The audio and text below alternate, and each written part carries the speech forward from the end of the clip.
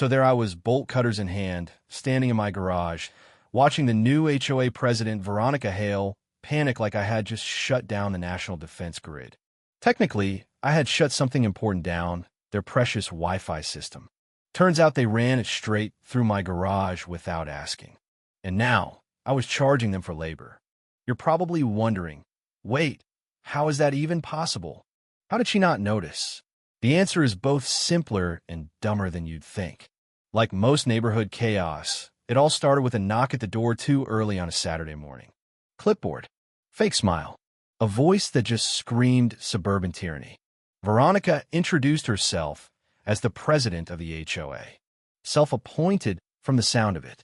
She strutted around the neighborhood like she owned it, as if her title came with diplomatic immunity.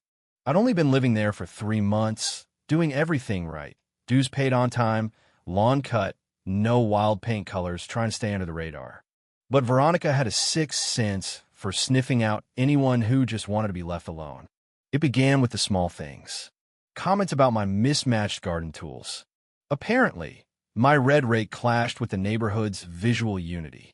Then she turned her focus to the shed I'd built. A functional, well-crafted wooden structure that, according to her, didn't meet community aesthetics. She smiled when she said it, like someone offering you a cookie they poisoned themselves. I ignored it. Not worth the hassle. But one morning while grabbing a wrench, I noticed something strange behind the shed. Orange flags in the grass, fresh dirt, and, what the hell? A fiber optic cable, newly stapled to the shed's baseboard and vanishing into a hole drilled through my wall. I stood there, blinking. I hadn't authorized anything.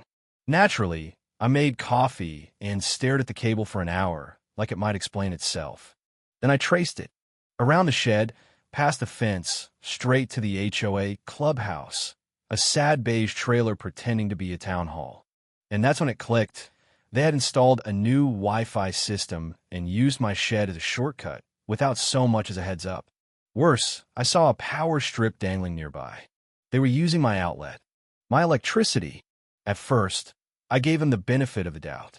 Maybe it was a contractor mistake. So I visited Veronica, armed with photos, highlighting where the cable entered my property.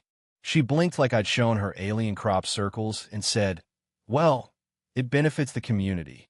And you're not using that part of the shed, are you?" That was the moment it changed. There's borrowing a cup of sugar, and then there's boring a hole into someone's building. I told her plainly to remove it. She smiled and said she'd look into it. Translation: we're going to ignore you. But I didn't go away. I got methodical. Check my power meter. Traquet d'usage. Sure enough, spikes matched HOA office hours. So I installed a trail cam.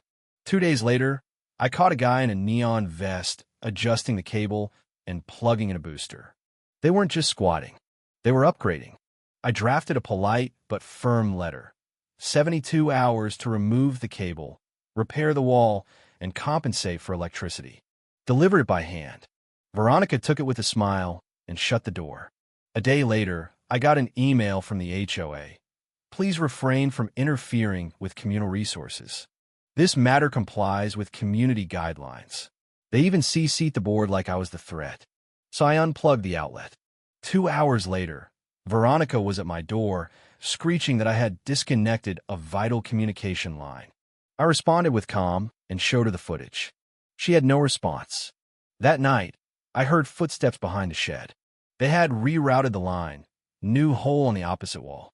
Inside, drywall dust. They'd been inside my shed. Gloves off. I drafted an invoice for labor, power, damages. And then I found the smoking gun, the city permit. Clearly marked, HOA common property only. My address wasn't listed. The next morning, I cut the cable. Clean. Within seconds, Veronica was running down the street, screeching. I handed her the invoice. She didn't yell. Just said they'd already rerouted through my garage. I walked into my garage. The door was left open. Another hole. Another glowing cable hugging the baseboard. A boot print in the dust. Someone had been inside. Again. Photos. Electricity logs. Usage spikes. Another unplug. Veronica came back. Tried opening my garage door. Locked. When I answered, She accused me of sabotaging the community network. I calmly explained I was disconnecting my own power. She claimed HOA legal precedent. I laughed in her face and closed the door. Next day, a letter arrived. Not an email. A printed letter, warning of $250 per day, fines for obstructing network access. They cited an outdated bylaw. I called a lawyer. He looked over everything and said, "This isn't even close to legal." I filed a complaint with the city, included photos, permits, video. The city inspector came within 48 hours. Quiet, professional. He confirmed the violation.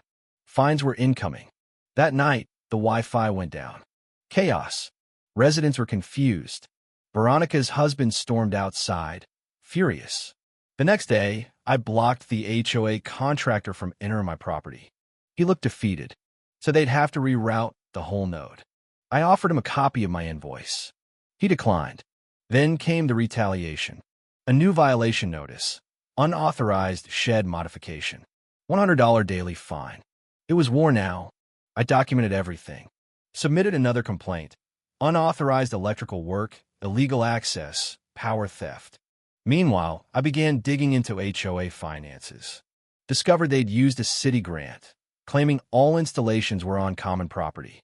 Lied to the city. I filed a formal grant misuse complaint. Also sued in small claims court. Total invoice now, $5,200. Neighbors started talking. Ben, 2 houses down, have been fined for solar panels. Emily, for a mailbox. More joined. We compiled a 43-page report. HOA pattern of overreach and misconduct. Sent it to the city, the HOA committee, and our attorney. The clubhouse went dark. No more emails. No flyers. Veronica vanished. Until one day, I got a call from the original contractor. He confirmed it. Veronica had signed off, told him the land was community property. I posted a sign outside. Private property. HOA access denied. Unauthorized entry will be charged at contractor rates. The city fined the HOA. Ordered all equipment removed within 3 business days. Contractors arrived and tore everything out. I waved at Veronica as she drove by. She didn't wave back. The HOA tried a driveway meeting. Veronica was voted out, replaced by Helen, a retired principal with a backbone. Helen apologized to every affected homeowner, including me. In person. Respect. Small claims court. I won. Every cent plus filing fees. Patched the wall, repainted, but left the shed as is. Added a sign. No network zone. Trespassers will be invoiced. The neighborhood changed. People talked. Shared stories. Some called to dissolve the HOA entirely. Me? I got peace. No more drills in my walls. No more power theft. Just me, my shed, and a quiet street that had finally learned one thing. Never mess with the quiet guy at the end of the block, especially if he has bolt cutters and a printer.